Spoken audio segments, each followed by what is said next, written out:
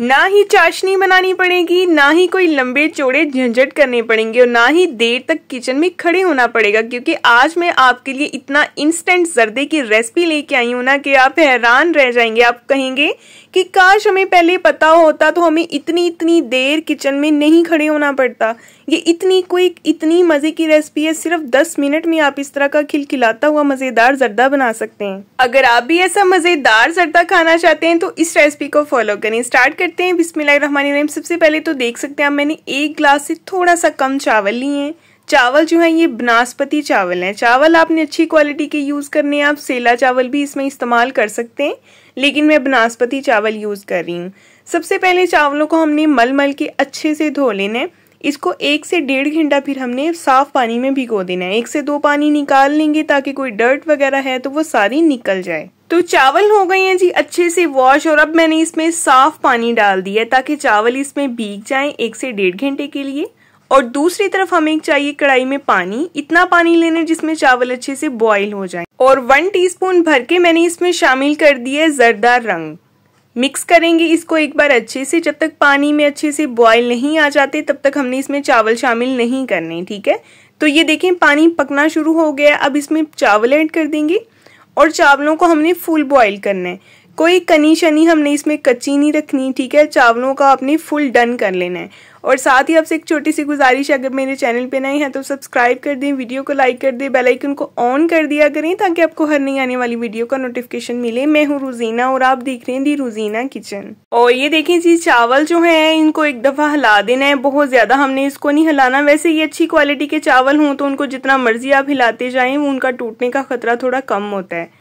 और ये देखिए चावलों में बॉईल आने शुरू हो गए हैं। आपने इनको चेक कर लेना है। जब चावल फुल डन हो जाए तो क्या करना है, इसको छान लेना है और छान के इसको रख लेना है साइड पे।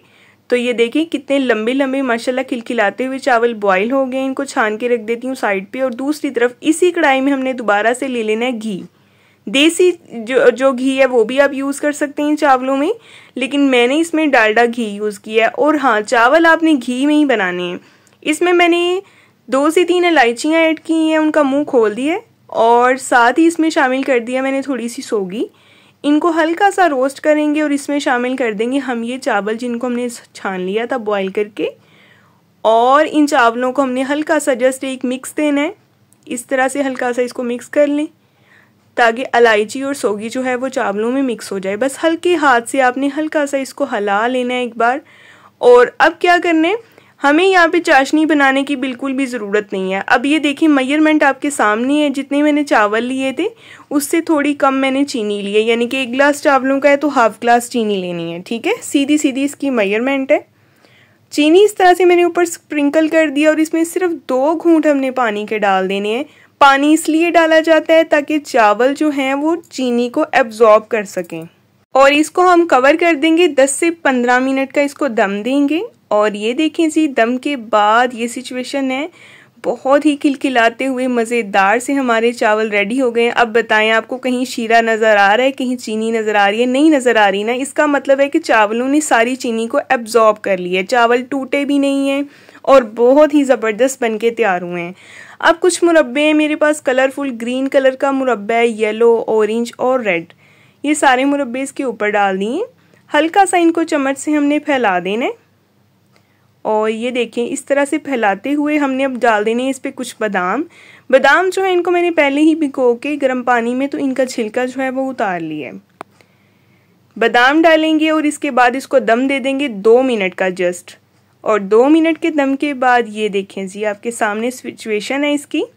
कितना खिलखिलाता हुआ इंस्टेंट। आप इसको 5 से 10 मिनट में बना के तैयार कर सकते। जर्दे की इतनी आसान रेसिपी आपको कहीं से नहीं मिलेगी। और इतना मज़ेदार ये जर्दा बन के तैयार होता है ना, जो एक बार खाएगा ना वो बार बार मांगेगा, बार बार आपसे इस जर्दे की फरमाइश करेगा। आप अपने खानदान में मशहूर हो जाएंगे ये जर्दा बनाने में। इतना इंस्टेंट ये बन के तैयार होता है और इतना टेस्टी बनता है ना कि आप इसको एक बार ट्राई करें। इंशाल्लाह आप मुझे फीडबैक में फिर बताइएगा कि आपको ये रेसिपी कैसी लगेगी। आपको बहुत पसंद आएगी।